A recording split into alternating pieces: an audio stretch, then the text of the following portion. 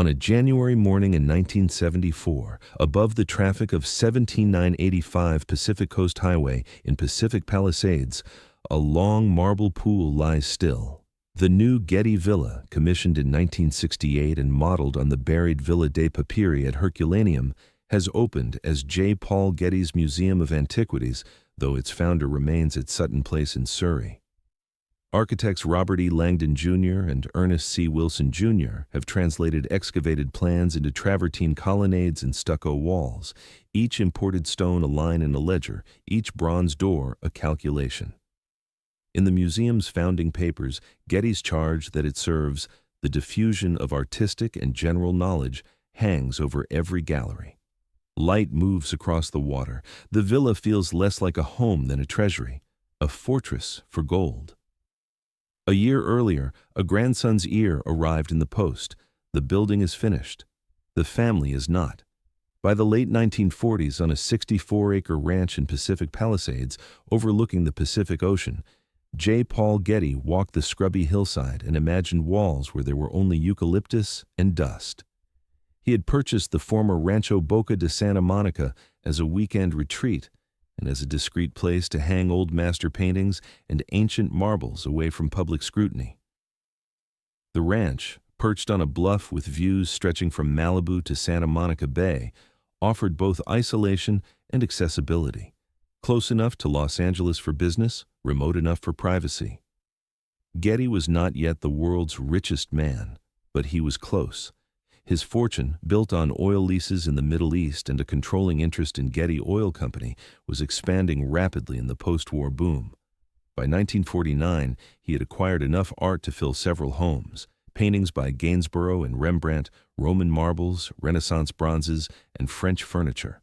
Storage had become a problem, insurance costs were rising, and Getty, always conscious of efficiency, began to consider a more permanent solution. In 1954, adjacent to his modest Spanish colonial ranch house on the Pacific Palisades property, he opened the first J. Paul Getty Museum, a low, modern wing with white walls and terrazzo floors, designed by architect Lawrence Stephen Roberts. The structure was modest by later standards, a single-story gallery with skylights and climate control, connected to the ranch house by a covered walkway. Press photographs from the opening show simple glazed facades, clipped lawns, and a single corridor where footsteps echoed against plaster and glass. Visitors, admitted by appointment only, walked through rooms hung with Dutch Golden Age paintings and cases displaying Greek and Roman antiquities. The space held perhaps 50 people comfortably. On busy days, it felt crowded. The museum was free to the public, a condition Getty imposed partly from genuine educational ideals, partly from pragmatic calculation. California tax law offered favorable treatment to property designated for charitable purposes. The museum reduced the ranch's assessed value while enhancing Getty's reputation as a cultural benefactor. In letters to friends, he expressed satisfaction at having created something useful with his collections, but he also noted with approval that operating costs were reasonable and that the arrangement protected the art from potential claims by heirs or creditors. In these early spaces, the fortress was only conceptual, a desire to control light, humidity, and access. Security was minimal, a single guard during open hours, alarm systems connected to the local police station. The building's most significant defensive feature was its obscurity. Few people outside Southern California's art community knew it existed. But the architectural choice was clear. The hill would become a container for antiquity, a place where wealth was converted into stone and where beauty could be both displayed and defended. The long, narrow garden outside the ranch house sketched the outline of a future peristyle, a rectangle of space bounded by low walls and plantings, suggesting enclosure without committing to it. Getty walked this garden in the evenings, according to staff accounts, pausing occasionally to consider sightlines and proportions. He had visited Pompeii and Herculaneum during European travels in the 1930s and had been struck by the domestic architecture of Roman villas, their introverted plans, their emphasis on controlled views, their use of water and colonnades to create spaces that were both open and protected. Architectural historian Julius Schulman, who photographed the 1954 museum for various publications, later recalled it as modest but precise, a building that knew exactly what it wanted to be. The galleries, though small, incorporated features that would reappear in the later villa: indirect natural light, neutral wall surfaces to avoid competing with the art, and a circulation plan that guided visitors through a predetermined sequence of spaces. Even in this early iteration, Getty's vision was not of a public gathering place, but of a curated experience, one that could be controlled from entry to exit. The first gallery was small enough to cross in seconds, but it taught Getty how walls could guard objects, and how walls could keep people out. The ranch above the Pacific had begun to harden into a system, an architectural logic that would eventually demand a much larger expression. As the collection grew through the 1950s and early 1960s, as storage spaces overflowed and insurance appraisers revised their estimates upward, Getty began to imagine something more permanent, not just a gallery attached to a ranch house, but a building that would be itself a monument to the civilizations whose fragments it contained. In 1968, at the height of post-war oil prosperity and amid rising concerns about theft and civil unrest in American cities, Getty instructed architects Robert E. Langdon Jr. and Ernest C. Jr., with classical consultant Norman Neuerberg, to abandon the modest 1954 gallery and design a full Roman villa on the same 64-acre Pacific Palisades site. Their brief was audacious and exact: reconstruct as closely as possible the Villa dei Papiri at Herculaneum, using excavation plans and archaeological reports as architectural drawings. The Villa dei Papiri, buried by the eruption of Mount Vesuvius in 79 CE, had been partially excavated in the 18th century through a dangerous network of tunnels. Its plan, recorded in sketches by Swiss engineer Karl Weber in the 1750s, showed a long rectangular peristyle, a colonnade surrounding a garden and pool, extending more than 300 feet.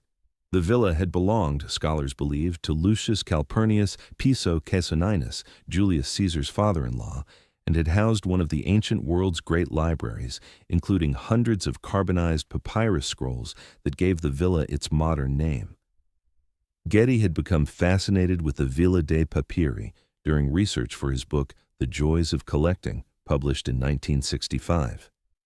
He saw in its plan a perfect vehicle for his growing collection of antiquities, a building that would not merely house ancient objects, but would itself be an archaeological reconstruction, collapsing 2,000 years into a single architectural gesture. In a 1969 letter to Langdon preserved in Getty Trust archives, he wrote, "I am persuaded that an accurate reconstruction, however much it costs, will be both educationally valuable and aesthetically satisfying. People will come to see the building as much as the art." In offices in Los Angeles, Langdon and Wilson spread out site plans showing a narrow canyon above Pacific Coast Highway. The existing ranch house in 1954 museum would remain. The new villa would be built downslope, carved into the hillside to reduce its visual impact from the road and to take advantage of the natural amphitheater formed by the canyon walls. Their sketches turned the slope into a controlled sequence, parking buried in the hill, an entry pavilion tunneled into the earth, and then, suddenly, the long outer peristyle with its 90-meter reflecting pool, a central motif that would come to embody both grandeur and distance. In the archives, early pencil perspectives show the pool as an arrow of water pointed toward the sea, framed by clipped hedges, bronze fountains, and colonnades in painted stucco. The pool's dimensions, approximately 220 feet long and 30 feet wide, were derived from Weber's 18th century measurements, though Langdon and Wilson adjusted the depth to create a reflective surface rather than a functional swimming pool. The water would be only 18 inches deep across most of its length, enough to mirror the sky but not deep enough to invite casual use. This was not a space for leisure. It was a visual device, an architectural mirror. Getty approved the plans by mail from Sutton Place, his English estate, pressing for economy even as he demanded archaeological precision. In one cable from 1969, he insisted that every effort be made to hold costs to reasonable levels, while simultaneously approving the import of Italian travertine for paving and hand-carved marble capitals for the columns. The contradiction was characteristic. Getty wanted authenticity, but he wanted it at a discount. Structural engineers, noting the seismic risks of Southern California, specified reinforced concrete frames behind the stucco facades and double-layered walls, partly for earthquake resistance, partly for environmental control of the galleries. Service spaces, mechanical rooms, storage, conservation labs, would disappear into the hill, invisible from the public areas. Norman Neuerberg, an art historian and archaeological consultant, worked with Langdon and Wilson to ensure that decorative details matched Roman precedents. Floor mosaics were designed based on examples from Pompeii and Herculaneum. Wall frescoes replicated color schemes documented in archaeological publications. Even the proportions of columns and entablatures were calculated to match surviving Roman examples. The goal was not originality, but fidelity, a kind of architectural time travel that would allow visitors in 1970s California to experience, however imperfectly, the domestic spaces of first-century Campania. By early 1970, construction had begun. Bulldozers cut into the hillside, creating terraces for the foundation. Concrete was poured in massive quantities, forming retaining walls and structural frames. The site, once a quiet ranch overlooking the ocean, became a landscape of mud, scaffolding, and noise. Neighbors on Pacific Coast Highway complained about truck traffic. Environmental groups questioned the impact on the fragile coastal bluff. Architects and critics debated whether a Roman villa in California was an act of cultural homage or architectural kitsch.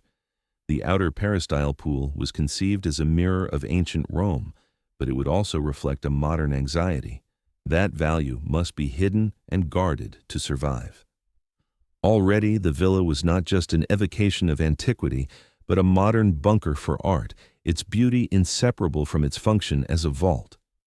In blueprints and budget spreadsheets, security systems occupied as many pages as decorative schemes: motion detectors, reinforced glass, fire suppression, climate control. The building would welcome visitors, but only on its own terms through a single controlled entry point. Every other access, loading docks, service entrances, emergency exits, would be hidden, monitored, locked. While foundations were being dug in California in 1969, 3,000 miles east and across the Atlantic at Sutton Place near Woking in Surrey, Getty had already built his first true fortress. The 16th-century Tudor prodigy house, purchased in 1959 for $60,000, was a sprawling brick manor with oak-paneled halls, formal gardens, and more than 700 acres of parkland. It had belonged to the Duke of Sutherland and later to the industrialist Sir Sutherland, and Getty had acquired it as his primary European residence after years of living in hotels to maintain tax advantages. By the late 1960s, Sutton Place had been transformed from a gracious country house into something approaching a compound. The transformation was gradual but systematic. Barred windows appeared on ground-floor rooms where valuable paintings hung. Floodlights were installed along the perimeter walls. Police dogs, German Shepherds and Dobermans, patrolled the grounds at night, guided by security staff hired from private firms. Closed-circuit cameras monitored the main gates and approach roads. Inside the house, a sophisticated alarm system connected individual rooms to a central control panel in the former butler's pantry, now redesigned as a security office. And then there were the telephones. Getty had installed dial locks on most telephone lines in the house, restricting outgoing calls to those with the combination. The measure was, he insisted in letters to friends, a response to escalating phone bills. Guests, staff, and tradesmen had been making long-distance calls with little regard for cost. But the most famous, or infamous, telephone was the coin-box payphone installed in a corridor under carved Tudor beams. The booth, a standard British model requiring coins for trunk calls, became the subject of newspaper articles and television features, a symbol of Getty's legendary frugality. In a 1963 BBC interview with Alan Wicker, Getty calmly defended the arrangement. Seated in an oak-paneled library, dressed in a conservative suit, he explained that right-thinking guests would prefer to pay for their own calls rather than burden their host. "It's not the money I object to," he said, a phrase he would repeat in various forms throughout his life. It's the principle of the thing that bothers me. Wicker, with characteristic British understatement, asked whether the payphone might seem unwelcoming. Getty, unperturbed, replied that those who understood value would appreciate clarity in domestic accounting. The footage, preserved in BBC archives, shows the booth itself, a glass enclosure with a black telephone, a coin slot, and a small shelf for directories, embedded in a corridor where portraits of Tudor nobles gazed down from the walls. The juxtaposition was striking. 16th-century grandeur and 20th-century commercial hardware sharing the same architectural space. Outside the frame, just visible through leaded windows, Alsatian dogs moved across the lawns, and a guard checked credentials at the gatehouse. Sutton Place's architecture of control extended beyond physical security. Getty's daily routine, documented in staff logs and visitor accounts, was carefully structured to minimize unnecessary contact. He took meals in a private dining room, not the formal hall. He worked in a study accessible only through a series of locked doors. Visitors were announced, screened, and scheduled. Spontaneous encounters were rare. Even family members arriving from abroad were expected to telephone ahead, and more than one account describes relatives waiting in the entrance hall while staff determined whether Getty was available. The house became a mechanism for converting time into money and relationships into transactions. Every telephone call had a cost, every visitor consumed staff time, every opened room required heating. Getty's personal correspondence from this period, preserved in trust archives, reveals an obsessive attention to household accounts, coal deliveries, electricity consumption, grocery bills.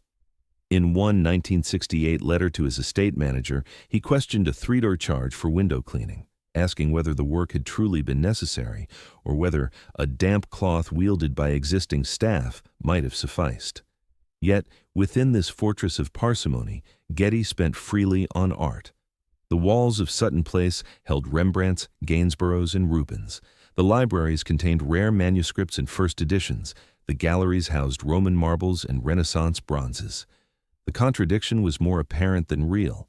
Art was an asset, appreciating over time and eligible for tax advantages when donated to museums. Telephone calls were pure expense, conferring no lasting value. In Getty's logic, one was investment, the other waste. Sutton Place made visible a principle that would govern the Malibu villa: architecture as an instrument of control. Here, even a telephone became a gate, a threshold requiring payment to cross. The building, for all its Tudor origins, had been retrofitted into a system for regulating human behavior, for converting hospitality into ledger entries. The oak paneling and leaded windows remained, but they now enclosed a space governed less by tradition than by calculation, where warmth and access were metered out according to a private accounting that only Getty fully understood. Visitors to Sutton Place in the late 1960s often remarked on its atmosphere of watchfulness. One guest, quoted in a 1973 profile, described it as a beautiful prison where the inmates are never quite sure whether they're guests or suspects. Another, a business associate, noted that you felt the house was always listening, always measuring, always deciding whether you were worth the trouble. These were not idle impressions. They were accurate readings of an architecture deliberately designed to monitor, evaluate, and restrict. The same systems, the gates, the guards, the locked doors, the phones requiring permission or payment, would soon face a test that no security consultant had anticipated. In Rome, where Getty's 16-year-old grandson wandered the streets with only a famous surname for protection, another kind of architecture was taking shape: the improvised networks of organized crime, which understood that wealth, however fortified, was vulnerable at its edges. Soon, a call from Rome would test how far Sutton Place's control could reach and where its walls ended. Here, even a telephone became a gate, and soon someone would demand a price that no coin box could accept. By the late 1960s, Getty's children and grandchildren were scattered across continents, living lives that intersected with his only through occasional visits, telephone calls, and trust fund distributions.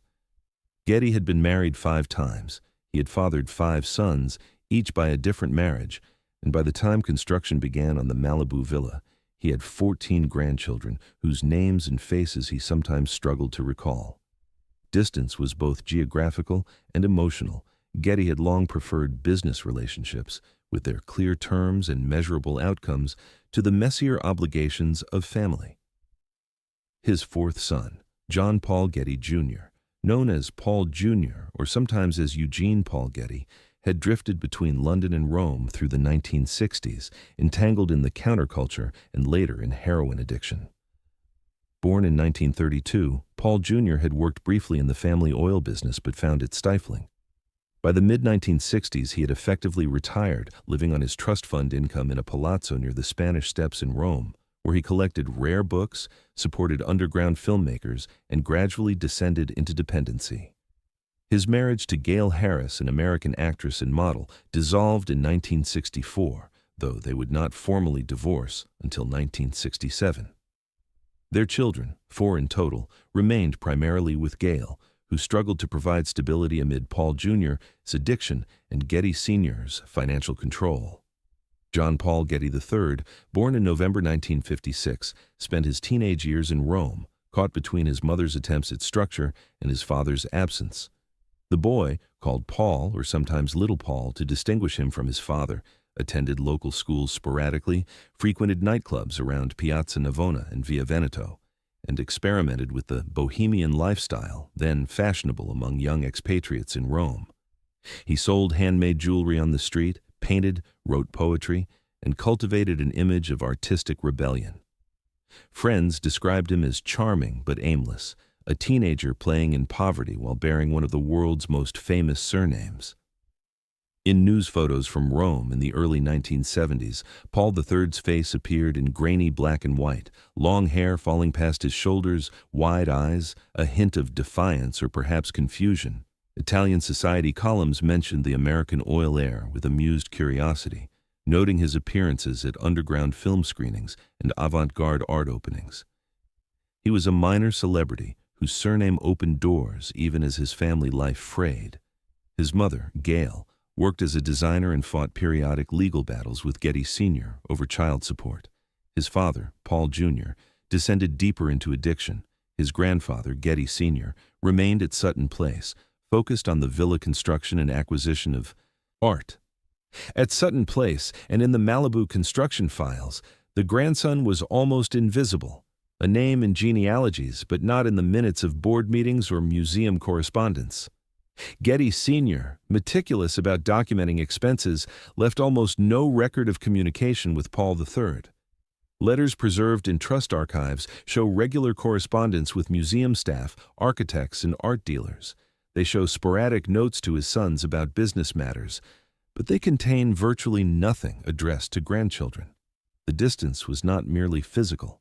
Getty Sr. had structured his wealth through trusts designed to limit direct access by descendants, a strategy intended to prevent squandering and encourage self-reliance. The trusts provided income but not capital. They offered security but not freedom.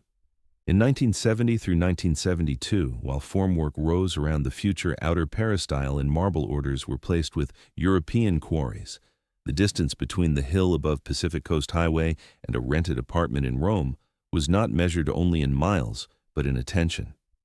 The phone lines that connected Sutton Place, Rome, and Los Angeles, some locked, some metered, all monitored, were the only architecture the family truly shared. Getty Sr. could approve a $50,000 shipment of travertine with a single cable. He could authorize complex legal maneuvers through transatlantic calls lasting hours, but he could not or would not pick up a telephone to speak with a grandson he had seen perhaps twice. In Rome, Paul III's life in the early 1970s followed a pattern of drift and minor crisis. He owed money to friends, shopkeepers, and landlords. He moved from apartment to apartment as leases expired or rent went unpaid.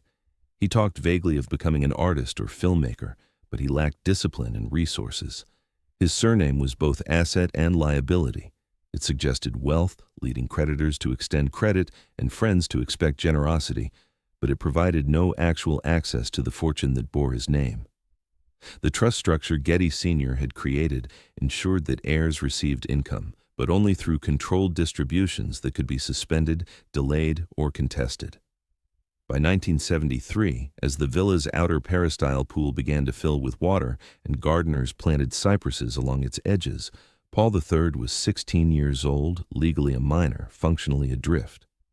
His mother, Gail, worked in Los Angeles and maintained contact through letters and occasional visits to Rome, but she lacked the legal authority or financial resources to compel him to return to the United States. His father, Paul Jr., was in the depths of addiction and largely incommunicado. His grandfather, Getty Sr., was focused on antiquities and ledgers, a man for whom family was increasingly an abstraction managed through lawyers and trust officers. The villa was being built to house fragile statues from antiquity, objects that required controlled temperature, precise humidity, and constant security to survive. The living heir, though just as vulnerable, was left largely to the streets of Rome, where different rules applied and where the gaps in Getty's fortress logic would soon become catastrophically clear. By the summer of 1973, someone outside the family's carefully constructed legal and architectural boundaries, would notice the gap and decide to exploit it. The phone lines that connected Sutton Place to the world would ring with a demand that no locked dial or coin box booth could contain. In these years, oil shocks and currency instability made each barrel more valuable, and each canvas, coin, and statue in Getty's collection a hedge against uncertainty. The 1973 Yom Kippur War and the subsequent OPEC oil embargo sent prices soaring. Getty Oil's revenues multiplied. Post-war tax regimes in the United States and Britain encouraged the creation of charitable trusts and museum endowments. Art became both passion and instrument, a way to convert taxable income into cultural capital that would appreciate free of estate taxes. The Malibu Villa was a product of this world, an intersection of industrial wealth, Cold War anxiety about both civil unrest and nuclear threat, and an art market in which European and Mediterranean antiquities flowed steadily toward American hilltops and museum galleries. Getty understood that physical objects, land, buildings, art, offered protections that financial instruments could not. They could not be easily seized, devalued by inflation, or lost in market crashes. A Roman marble, properly conserved, would outlast currencies and governments. The villa, designed to last centuries, was itself a kind of monument to this logic. Wealth converted into stone, water, and glass, hardened against time's erosions. Architecture here was not only a language of taste, it was the outward form of a system that believed walls, gates, and ledgers could turn time itself into an asset, that permanence could be purchased, guarded, and bequeathed. On January 16, 1974, the Getty Villa opened its doors to the public for the first time. Visitors drove up Pacific Coast Highway from Santa Monica or down from Malibu, following signs to a new museum whose existence had been announced only weeks earlier in carefully worded press releases. They turned into a driveway that descended into the hillside, passing through a tunnel carved into the bluff, and emerged into a subterranean parking structure lit by fluorescent tubes. Elevators and stairs brought them up to an entry pavilion, and then, suddenly, they stepped into sunlight and the long outer peristyle. The effect was designed to be overwhelming. The pool stretched ahead, 220 feet of still water reflecting sky and colonnades. Bronze replicas of ancient statuary flanked the water at regular intervals. Fauns, athletes, gods, their patinas artificially aged to suggest antiquity. Painted stucco columns, their colors, red, yellow, white, based on traces found at Pompeii, marched along both sides of the pool, supporting entablatures carved with classical ornament. At the far end, framed by cypresses and hedges clipped into geometric forms, the Pacific Ocean was visible as a thin blue line beyond the canyon walls. The architecture pulled the eye forward through the pool's mirror surface toward a horizon that promised both openness and distance. Press photographs from opening day show groups of visitors standing at the pool's edge, some shading their eyes against the glare off the water, others consulting brochures that explained the building's archaeological precedents. Women in early 1970s fashion, long skirts, oversized sunglasses, walked along travertine paving that was already warm underfoot. Men in business attire paused to photograph the fountains, whose jets disturbed the water's perfect reflection. Children, initially excited by the pool, quickly grew bored. There were no places to run, no interactive displays, only galleries filled with objects behind glass and guards who politely but firmly enforced rules against touching, leaning, or raising voices. Inside the villa's galleries, the collection was displayed with archaeological precision. Greek vases were arranged chronologically, showing the development of black figure and red figure techniques. Roman portrait busts lined corridors, their marble faces gazing across centuries at visitors from another civilization. Mosaics, lifted intact from archaeological sites in North Africa and the eastern Mediterranean, were installed in floors and walls, their tiny tesserae forming scenes of gods, heroes, and daily life. Bronze statuary, rare and precious, stood in climate-controlled cases, the metal's green and brown patinas carefully conserved to show age without disguising form. Yet Getty himself was not there. As Getty Trust archival accounts and contemporary newspaper reports later noted, he never visited the villa at all before his death in 1966, preferring to remain at Sutton Place, directing acquisitions and museum policies by cable and telephone. Getty never saw his fabulous museum. One 1976 Los Angeles Times headline dryly observed, capturing both the scale of the achievement and the peculiarity of its absent patron. From Surrey, Getty approved purchases, reviewed budget reports, and commented on installation photographs sent by staff, but he did not cross the Atlantic to walk beside the pool he had commissioned or stand in the galleries that bore his name. Stephen Garrett, a British-American architect and arts administrator appointed deputy director in 1973, became the on-site embodiment of Getty's vision, explaining to journalists and visitors how the villa's Roman plan was meant to immerse viewers in ancient domestic life. In a later reminiscence published in the Los Angeles Times, Garrett recalled arriving from England in September 1973, with the daunting and fascinating task of introducing the newly created Getty Villa to Los Angeles and the world beyond. He described the challenges of operating a museum designed as a Roman house. Its introverted plan made circulation difficult, its emphasis on controlled views limited flexibility, but he also emphasized its unique educational value. Visitors, he argued, would learn about Roman culture not just from objects in cases, but from the architecture itself, from the experience of moving through a reconstructed ancient space. Critics were divided. Some praised the villa as a bold act of cultural imagination, a way of making ancient domestic life tangible to modern audiences. Others dismissed it as Disneyland for antiquities, a superficial pastiche that confused archaeological reconstruction with historical understanding. Architectural journals debated whether a Roman villa in California was an act of homage or appropriation, whether the building's archaeological references were educational or merely decorative.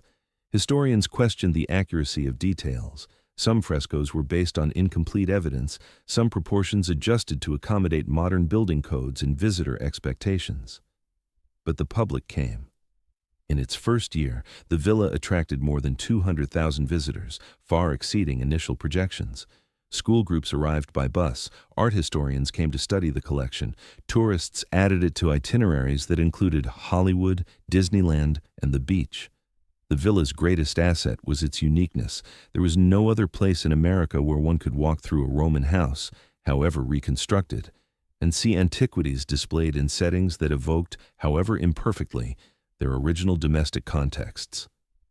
The outer peristyle pool, always the visual and emotional center of the villa, became its most photographed feature.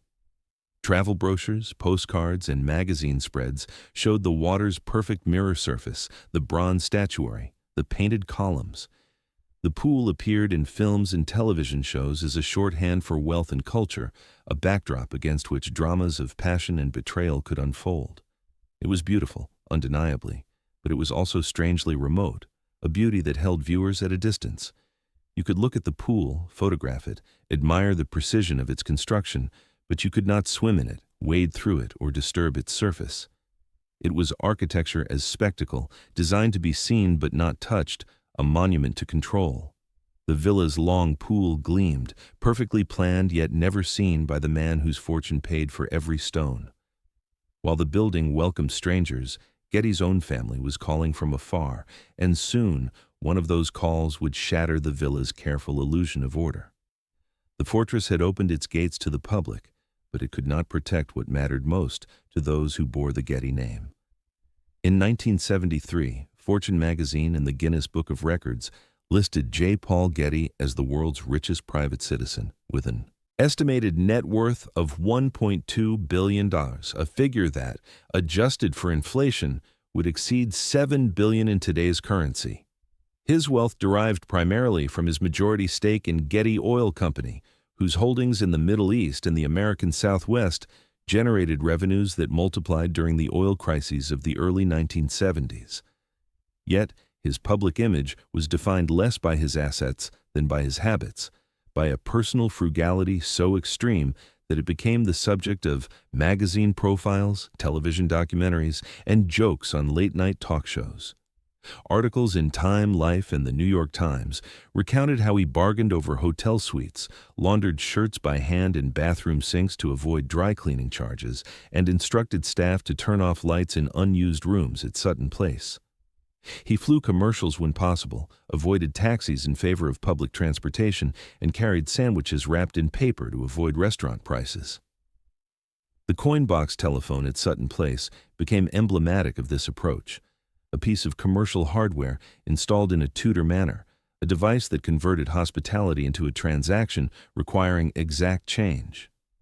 In one oft-quoted remarks to a reporter who asked why the richest man in the world would nickel and dime his guests, Getty replied, "It's not the money I object to, it's the principle of the thing that bothers me." The principle, as he explained in his autobiography and in numerous interviews, was that waste, any expenditure that did not produce lasting value, was morally offensive. A telephone call to a distant relative conveyed no permanent benefit. The money spent on it vanished into air. A painting by Titian, by contrast, would appreciate over decades, providing aesthetic pleasure, cultural prestige, and eventual tax advantages when donated to a museum. One was investment, the other dissipation. Inside Sutton Place, the architectural language of thrift was everywhere. Dial-locked phones that prevented unauthorized calls, carefully controlled central heating that left some wings of the house cold in winter, and a staff reduced to the minimum required to maintain operations. Getty's personal quarters, a suite of rooms on the second floor, were Spartan by the standards of the house's grandeur. A narrow bed, a simple desk, bookshelves crowded with financial reports and art catalogs. He ate meals on a tray, often cold leftovers reheated on a hot plate, rather than trouble the kitchen for special preparations. In a 1969 BBC profile, a camera followed him through his daily routine: morning exercises, correspondence at his desk, lunch from a tray, afternoon meetings with estate managers and lawyers, dinner alone with papers spread around his plate. The same logic shaped his approach to the villa and to art acquisition generally. In trust documents and public statements, he presented the museum as a rational act of philanthropy and tax planning, a way to further the diffusion of artistic and general knowledge, language taken directly from the Getty Trust's founding charter, while preserving capital and avoiding estate taxes. The villa was both a generous gift and a tightly controlled asset, a structure that would outlive him, bear his name, and convert his fortune into a form that governments could not easily tax or heirs easily squander. Getty's financial advisors, interviewed years later, described him as a man who understood every clause of every contract, every implication of every tax code provision. He had structured his wealth through a labyrinth of trusts, holding companies, and offshore entities designed to minimize liability and maximize control. His sons received income from trusts, but could not access principal without his approval. His grandchildren were beneficiaries of trusts that would not fully vest until they reached middle age. The architecture was financial, not physical, but it was architecture nonetheless, a system of walls, gates, and conditions that determined who could access wealth, when, and under what circumstances. This system had, in Getty's view, several virtues. It prevented heirs from squandering fortunes on frivolous pursuits. It encouraged self-reliance and discipline. It ensured that wealth would compound across generations rather than dissipate in a single lifetime of excess. But it also had consequences he did not fully anticipate.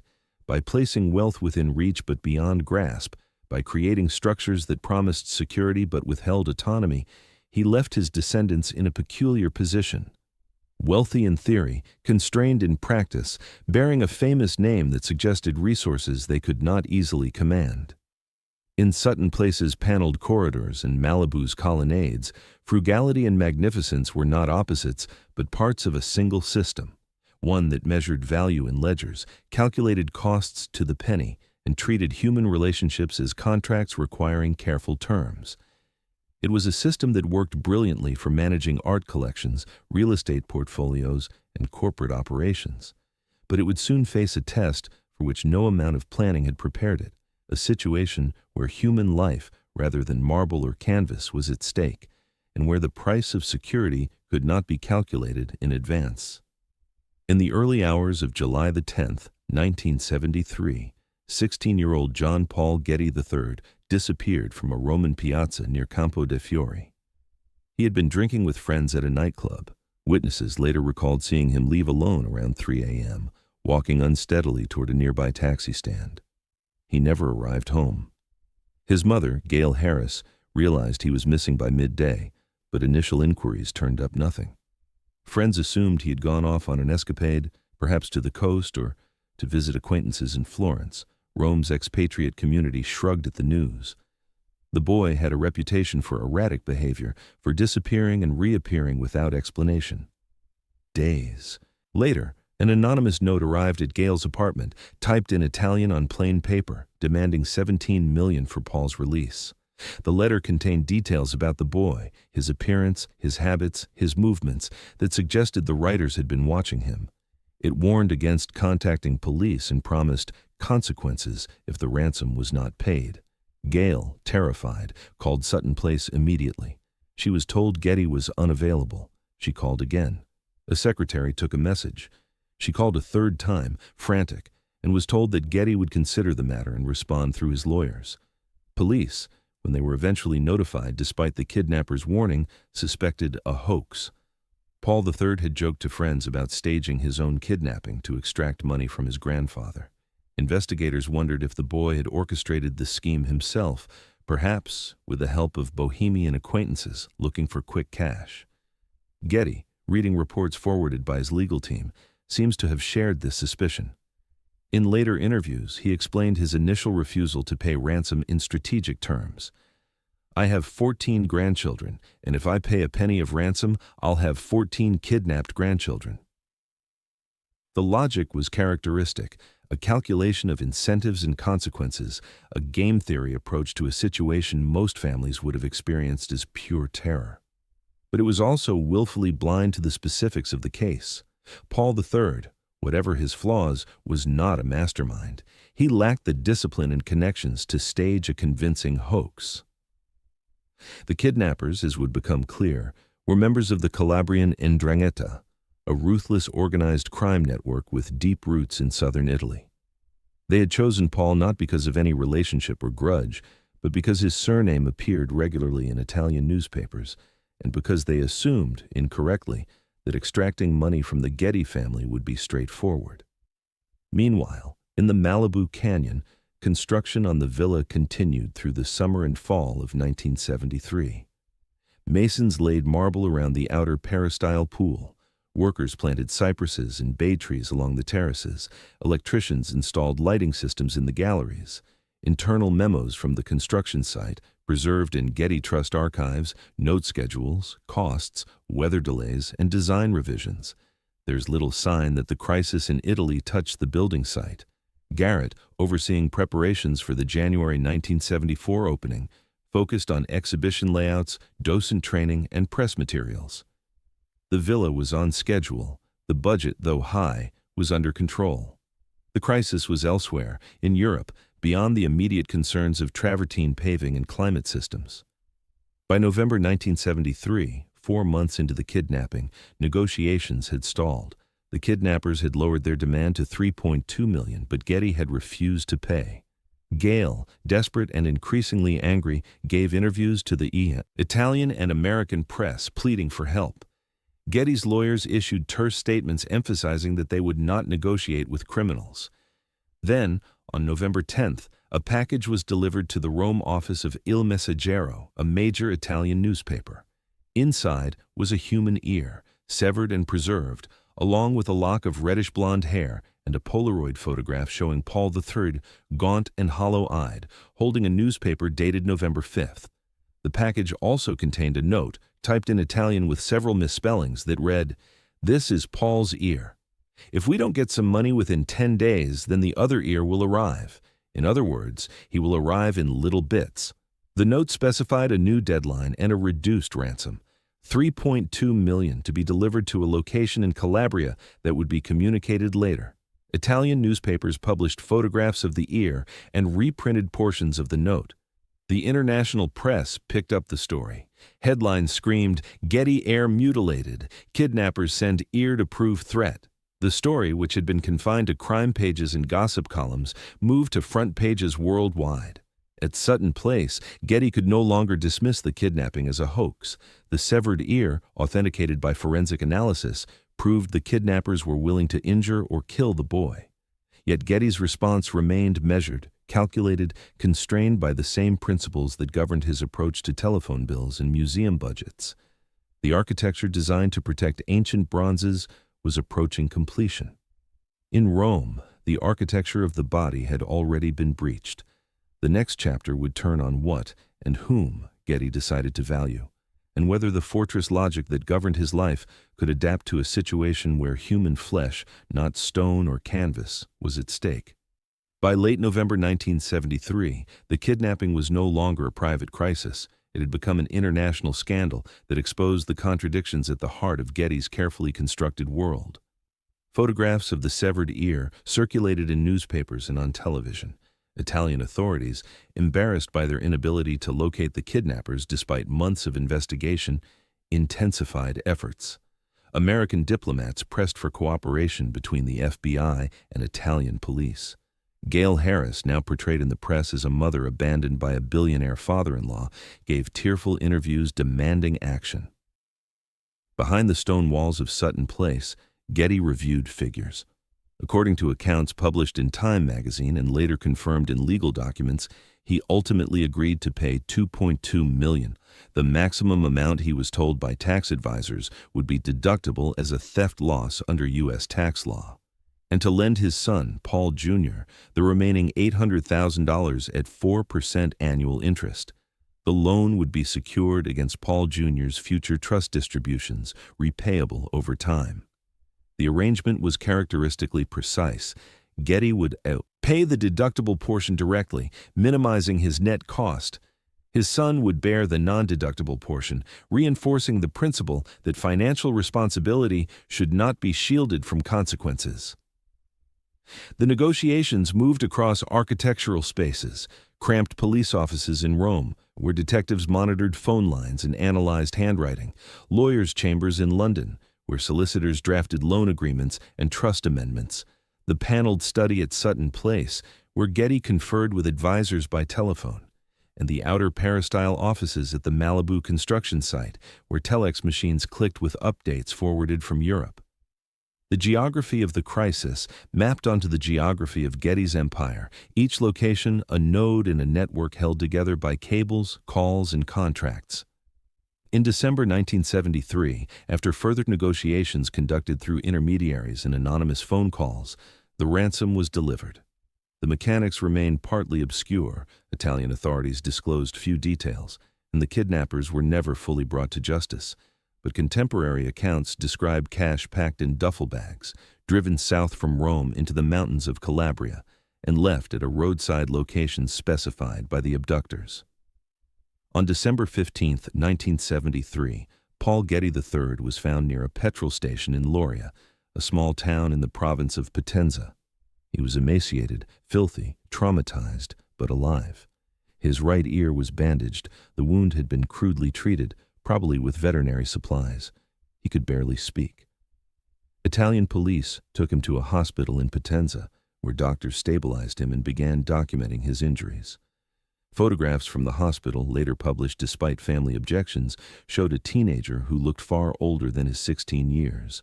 Hollow cheeks, haunted eyes, hair matted with dirt. Gale arrived within hours, flying from Los Angeles to Rome, and then driving south through winter rain to reach him.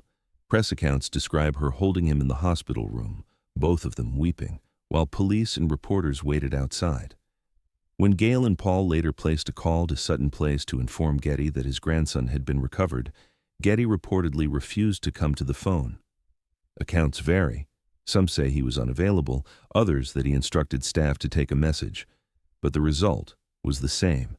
No direct conversation, no immediate acknowledgement, only silence across the telephone line that had been the family's only consistent connection. Later, Getty issued a brief statement through his press office expressing relief at the boy's safe return and noting that appropriate steps had been taken to secure his release. The coin-box booths and barred windows that once symbolized prudent control now sat uncomfortably against this absence, against the image of a grandfather who would calculate loan terms before speaking to a mutilated grandson. The decision to frame ransom as a taxable transaction, to distinguish between deductible theft loss and non-deductible personal expense, preserved both a principle and a fortune. But it left a permanent wound in the family, one that would fester for decades. Paul III would later describe the kidnapping in interviews as a 5-month nightmare.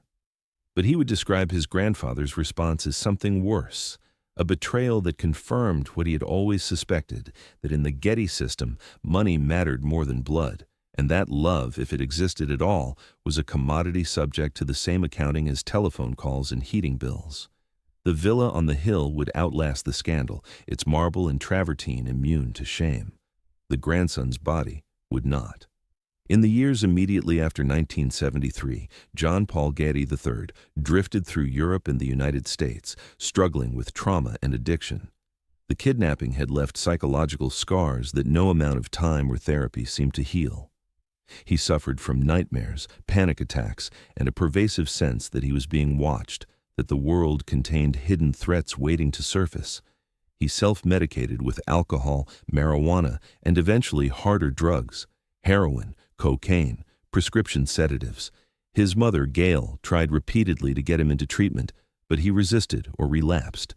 His father, Paul Jr., remained deep in his own addiction, unable to offer support. In 1981, at age 25, Paul III suffered catastrophic liver failure and a massive stroke after ingesting a cocktail of alcohol, Valium, and methadone at his home in Los Angeles. The exact sequence of events remains unclear. Some accounts suggest an accidental overdose, others hint at a suicide attempt, but the result was unambiguous. He was found unconscious, rushed to Cedars-Sinai Medical Center, and placed on life support. When he stabilized, doctors delivered devastating news. The stroke had left him quadriplegic, nearly blind, and unable to speak. He would require around-the-clock medical care for the rest of his life.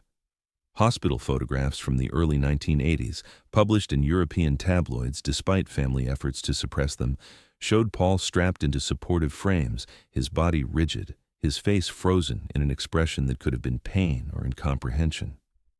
The architectural structures that defined his life now were medical rather than monumental.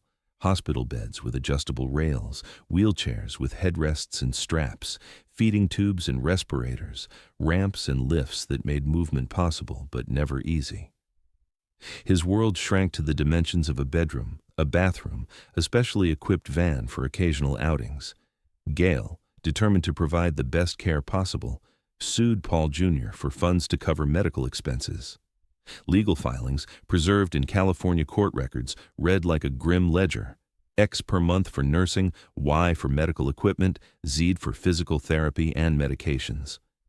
Paul Jr., himself now struggling with addiction and barely functional, contested some claims, delayed payments, and complained to lawyers that his own trust income was insufficient. Getty Sr., still alive in the mid-1980s, released no funds beyond what trust provisions required. The Getty fortune vast and carefully structured, flowed around Paul III like water around stone, sustaining institutions and investments, but barely touching the grandson who bore the family name. The boy who once wandered Roman streets selling jewelry and dreaming of artistic freedom now spent his life largely confined to rooms whose only architecture was therapeutic. His mother hired nurses, attendants, and eventually a full-time staff to manage his care. She moved him from Los Angeles to England, hoping the countryside and proximity to other families might help. But the move changed little. Paul III could communicate only through eye movements and slight gestures.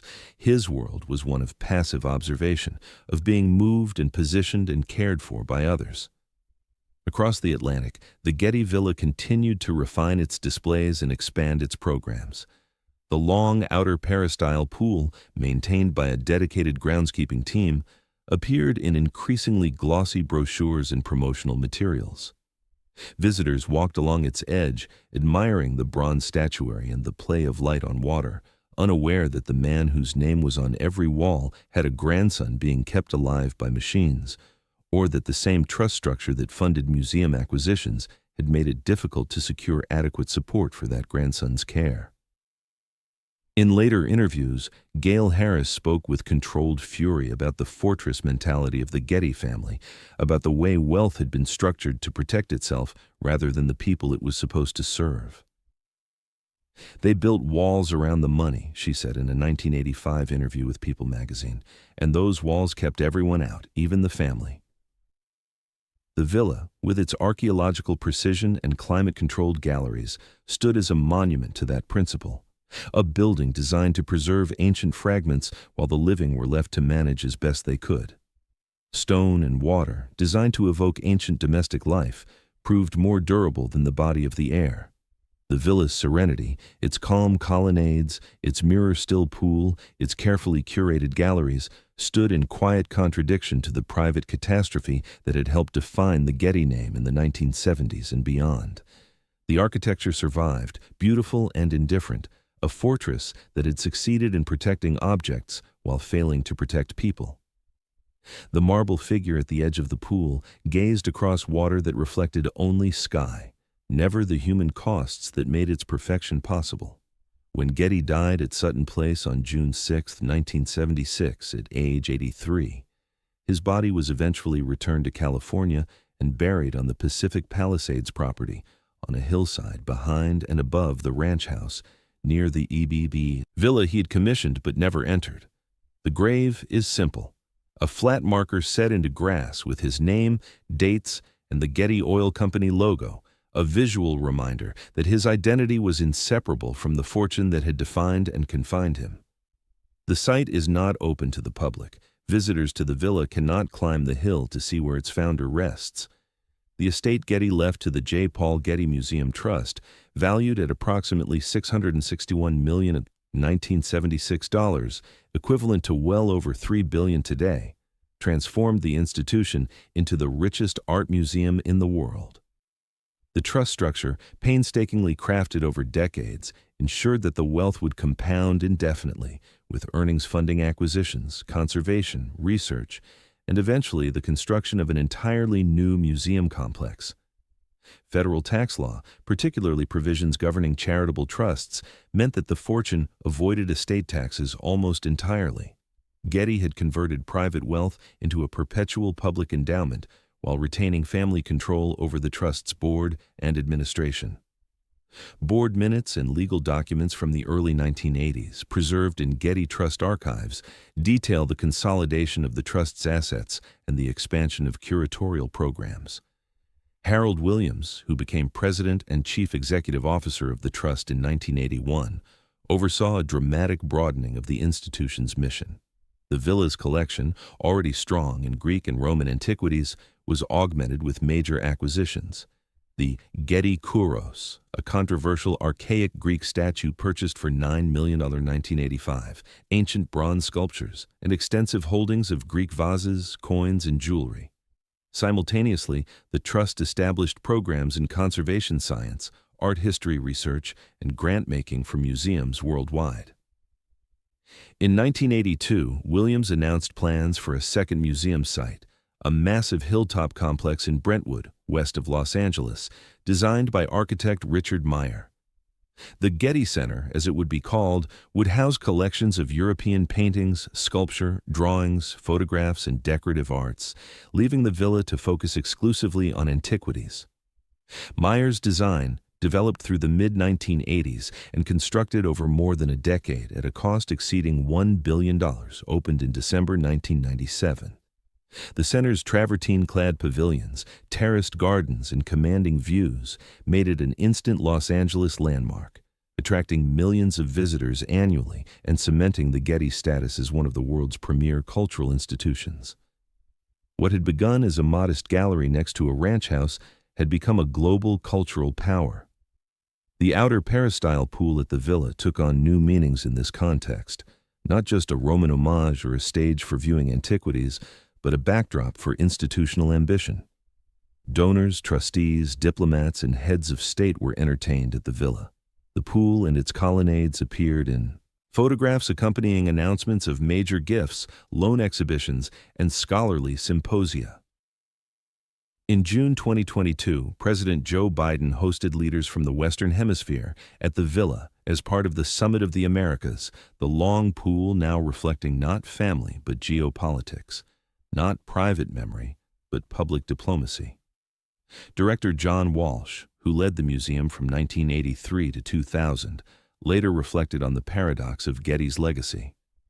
He created something far greater than himself, an institution that will outlive everyone who knew him, but he did it by being so tightly controlled, so withholding, that he damaged the very family whose name he wanted to immortalize. The villa and the Getty Center, magnificent as they were, stood as monuments not just to Getty's vision, but to his limitations, his belief that walls, contracts, and careful accounting could manage human relationships as effectively as they managed art collections and real estate portfolios. The fortress had succeeded beyond Getty's imagination as an institution. The Trust's endowment grew to more than $7 billion by the early 21st century, making it one of the world's wealthiest philanthropic organizations. Its acquisitions shaped museum collections globally. Its conservation programs trained specialists who worked in institutions across 6 continents. Its research library attracted scholars studying everything from medieval manuscripts to contemporary photography. But the institution's success depended on a paradox. The more public and powerful the Getty became, the more distant it felt from the private tragedies, the kidnapping, the mutilation, the addiction, the stroke, that had shadowed the family whose name appeared on every building, every brochure, every press release. The marble and travertine preserved objects from antiquity. They could not preserve the living from the consequences of a system that valued permanence over presence, control over connection. From the late 1970s through the early 2000s, the Getty's Antiquities collection became the focus of intense scrutiny from archaeologists, cultural heritage advocates, and foreign governments. Investigations revealed that dozens of works had entered the museum through networks linked to looted Italian and Greek archaeological sites, objects excavated illegally, smuggled across borders, laundered through dealers and auction houses, and sold to the Getty without clear documentation of their origins. The villa, designed as a fortress to protect art, found itself at the center of debates about cultural patrimony, colonial-era collecting practices, and the ethics of the international art market. Curator Gezi Frell, who led the Antiquities Department from the mid-1970s to the mid-1980s, developed aggressive acquisition strategies that prioritized building a world-class collection quickly. Under his leadership, the Getty purchased hundreds of objects, many from private dealers whose records were incomplete or suspect. Frell also implemented a controversial scheme involving inflated tax deductions for donors. Collectors would donate objects to the Getty and receive appraisals valuing the works at several times their purchase price, allowing donors to claim enormous tax write-offs. When the scheme came to light in the mid-1980s, Frell was forced to resign, though he avoided criminal charges. More damaging was the case of Marion True, who succeeded Frell as curator of antiquities in 1986. True, a Harvard-trained archaeologist, initially positioned herself as a reformer, establishing Getty's policy to require detailed provenance documentation for new acquisitions. But Italian and Greek investigators, building cases through the 1990s, alleged that True had knowingly acquired looted objects, including a 5th century BCE terracotta crater attributed to the painter Euphronios and a marble statue of Aphrodite that had been illegally excavated in Sicily. In 2005, Italian authorities indicted True on charges of conspiracy to acquire stolen goods. Greek authorities filed similar charges. The trials, conducted in Rome and Athens, dragged on for years, eventually concluding without convictions, but leaving True's reputation in ruins and Getty's practices under international censure. Agreements negotiated in the late 1990s and 2000s saw the villa return dozens of objects to Italy and Greece, including a gold funerary wreath, painted vases, bronze sculptures, and the Aphrodite statue that had been among the museum's most celebrated holdings. Photographs documenting these repatriations, published in museum reports in the Italian press, showed pedestals in the villa's galleries first crowded with masterpieces, then quietly empty. Wall labels revised to acknowledge absence and to explain why the objects had been returned. The returns were presented as voluntary cooperation, but they were conducted under threat of legal action and diplomatic pressure. Had the Getty refused, Italy and Greece would likely have barred loans and collaborations, isolating the museum from the Mediterranean archaeological community. The process forced the villa's architecture to admit its own complicity. New wall texts, installed in the mid-2000s, emphasized archaeological context, the importance of documented excavations, and the damage caused by looting. Exhibition galleries that once celebrated the Getty's success in assembling a comprehensive collection now included panels explaining how the appetite for antiquities fueled illegal excavation, how dealer networks operated, and how museums, including the Getty, had historically asked too few questions about the origins of objects they purchased. The building that was meant to secure art from the accidents of history had to confront the damage of its own collecting practices.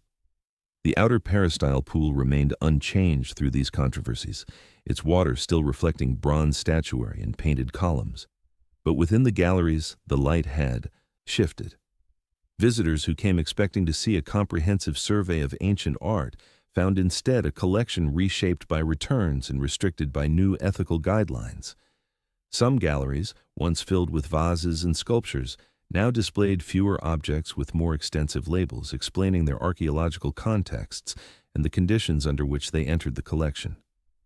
The villa had become not just a museum, but a case study in the consequences of unchecked acquisition, a monument to the limits of private collecting in an era of increasing cultural nationalism and calls for restitution. Even a fortress for art could not insulate itself from questions of justice. Some treasures left the villa to return to their countries of origin. Others remained, but their meanings changed, shadowed by knowledge of the systems that had brought them to California. The pool outside still reflected the sky, but inside, beneath the painted ceilings and marble colonnades, the building had become a site of reckoning as well as display, a place where visitors confronted not just ancient beauty, but contemporary debates about who owns the past and who has the right to preserve it. On January 7, 2025, the Palisades fire, driven by Santa Ana winds gusting to 100 miles per hour, raced along the Los Angeles coast, burning thousands of acres and destroying homes in Pacific Palisades, Malibu, and surrounding communities. The fire, one of the largest and most destructive in Southern California history, reached the grounds of the Getty Villa by mid-morning. Satellite images and news footage showed smoke pouring over the 64-acre hillside. Flames ignited eucalyptus trees, cypresses, and ornamental plantings around the villa's perimeter. Embers fell on travertine terraces and threatened the building's wooden pergolas and painted stucco surfaces. Inside, the architecture performed its designated role. Double-walled galleries, constructed with fire-resistant materials and sealed against external environments, protected the collection. Automated fire doors closed, isolating gallery spaces from corridors and service areas. HVAC systems shut down to prevent smoke infiltration. Sprinkler systems activated where flames reached roof lines. Museum staff, following evacuation protocols developed after earlier Southern California fires, secured high-value objects in climate-controlled vaults, and retreated to safety. The building, designed decades earlier with seismic and environmental threats in mind, proved equally effective against fire. Officials later explained how the villa's original design had incorporated defensive features: stone roofs that resisted embers, sparse landscaping around the building perimeter that created fire breaks, compartmentalized spaces that prevented fire spread, and underground storage areas insulated from surface heat. These features, originally justified by concerns about earthquakes and coastal fog, had inadvertently created a fortress against wildfire. The 44,000-piece collection survived intact. Not a single object was damaged by smoke, heat, or water from firefighting efforts. But roughly 1,300 trees did not survive. The fire consumed mature eucalyptus groves that had shaded walking paths, cypresses that framed views of the outer peristyle, pines that softened the building's edges against the canyon walls, and oaks that predated the villa by decades. Photographs taken in the days after the fire showed blackened trunks, scorched earth, and a landscape suddenly stark and exposed. The villa, white and intact, stood in a field of ash, its architectural beauty now unmediated by the vegetation that had once contextualized it. When the villa reopened in June 2025 after months of remediation, visitors once again walked beside the long outer peristyle pool. The building itself looked unchanged. The same travertine paving, the same painted columns, the same bronze statuary gleaming in afternoon light. But beyond the pool's manicured edges, the landscape told a different story. Scorched trunks and newly planted saplings marked where eucalyptus and pines once stood. Bare hillsides, visible now where vegetation had once obscured views, revealed the canyon's raw geology. The villa, always designed to control what visitors saw, could no longer control the context that surrounded it. The fire also exposed the limits of even the most carefully designed architectural defenses. The villa had saved its collection, but it could not protect the living landscape that gave meaning to its Roman references, the trees and plantings that softened stone and made the building feel like part of a coastal ecosystem rather than an isolated monument. In fire, the architecture proved its strength. The fortress had held, but in the blackened hillside, it revealed its limits. Walls and climate control could preserve what was inside, but they could not preserve the outside world that made the inside meaningful. In the present, a visitor stands at the same outer peristyle pool that lay still on that January morning in 1974. The travertine paving, relaid and repaired after decades of weathering, is carefully maintained. Bronze statues at either end of the water gleam after recent conservation treatments. Painted stucco columns cast their measured shadows in late afternoon light. Audio guides, available in multiple languages, speak of Greek bronzes, Roman domestic rituals, Getty's collecting eye, and the villa's archaeological precedents. School groups move through the galleries in supervised clusters. Tourists photograph the pool from every angle. Scholars consult with curators in climate-controlled study rooms. The architecture has endured. The galleries still house one of the world's great collections of ancient art, albeit a collection reshaped by repatriations and revised by new ethical standards. The Roman pool, with its blue and gold mosaics, remains one of the most photographed interiors in Los Angeles. The outer peristyle, even with its fire-scarred surroundings, continues to draw visitors who stand at the water's edge and imagine, however imperfectly, the domestic spaces of ancient Herculaneum. The villa functions as Getty intended. It preserves, displays, and educates. Up the hill, beyond public access and hidden by chain-link fencing and vegetation, lies Getty's grave near the old ranch house, a simple marker behind the estate that shaped his public afterlife. Few visitors know it's there, fewer still could locate it. In museum bookstores and documentary films, Getty's face appears alongside images of the villa, and increasingly alongside that of his grandson, John Paul Getty III, whose obituary in the Los Angeles Times in 2011 noted a life permanently affected by kidnapping and addiction, ending at age 54 at Wormsley Park in Buckinghamshire, England, where he had lived for years in the care of his mother and medical staff. On screens in the villa's orientation theater, archival footage plays on a loop, the 1963 BBC interview showing Sutton Place's payphone booth and barred windows, Getty walking through the construction site in grainy Super 8 film he never actually visited, the outer peristyle when it was new, its pool untouched by decades of use and maintenance. The two architectures, the English fortress of frugality and the Californian fortress of art, now exist largely as images, their stones mediated by cameras, curators, and editors who shape how subsequent generations understand what happened here. The narrator's voice in the orientation film returns to the pool. Its surface, once a symbol of triumph over time and a stage for displaying wealth, now reflects visitors scrolling on their smartphones, reading about the kidnapping, the severed ear, the ransom negotiations, the stroke, the trust structure, the repatriations, the fire. Information that was once private, family correspondence, legal filings, medical records, has become public through investigative journalism, documentaries, and books.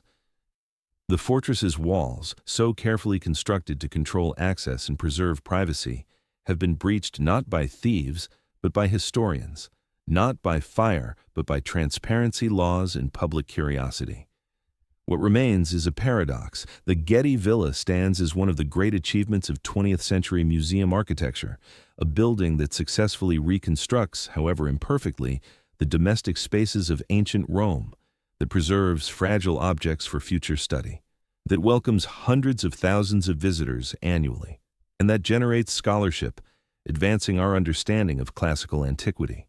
It is beautiful, functional, and educationally valuable, everything Getty hoped it would be.